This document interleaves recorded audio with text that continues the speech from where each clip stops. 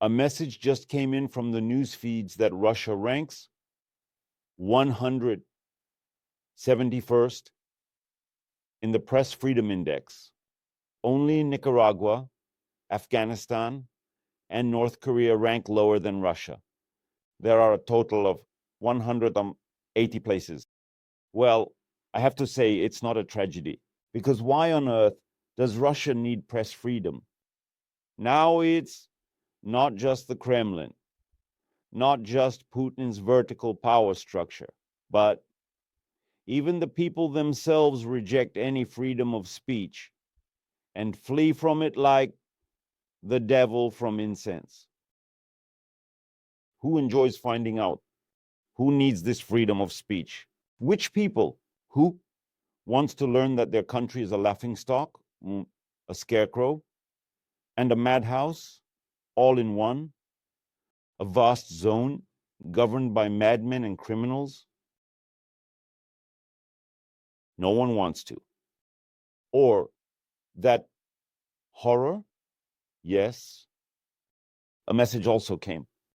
It's very...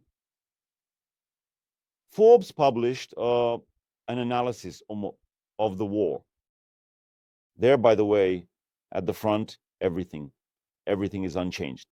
The planned number of Russian corpses every day, the planned amount of burned equipment, the planned number of deaths. Well, the analysis published by Forbes came.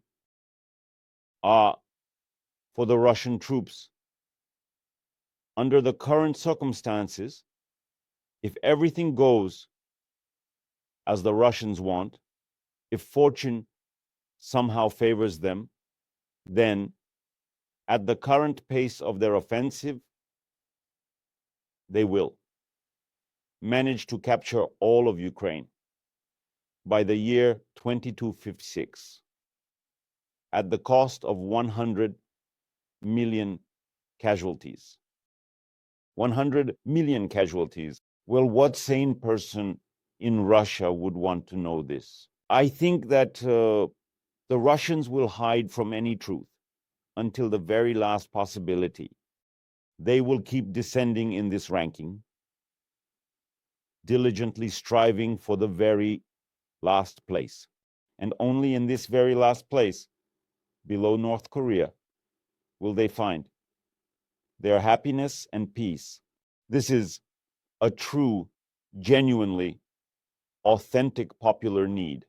They do not want to learn the truth about the supposed victorious Russian Empire, nor about the USSR, nor about the Russian Federation.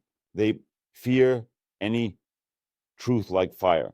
There is such a concept. This is, by the way, one of the very strong phobias that is rarely discussed. There is such a thing as nauseophobia. It is the fear of learning, the fear of discovering something that will shatter a comfortable worldview. And this nauseophobia, of course, now has an epidemic, even terrifying character. And Russia fears any knowledge, any truth like, fire. It does not want to think about the consequences of everything Putin has done to their country.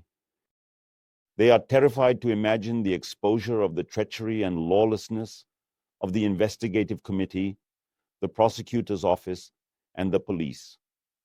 They don't want to know about the crackdowns on the innocent, the political imprisonments, the fact that torture is a norm in prisons, about drug addiction, alcoholism, and the incompetence of the army. Of course, they don't want to know any of this, and will make every effort to delay this moment of realization as long as possible. They can be understood, because they are accustomed to living in a bubble with an artificial environment made from the emissions of Putin, Solovyov, and Skabiva. And over the years of Putinism, their respiratory system has completely adapted. And now any breath of truth will scorch the gills of these Russians who are used to breathing only thick lies. No, they will definitely strive for the very last place in this ranking. And having such a cowardly, pathetic fate like the current one, such cowardly and pathetic press like the current media, like the Union of Journalists, they will achieve this another half a year. They will live in comfort for half a year. And then, who knows, it might begin.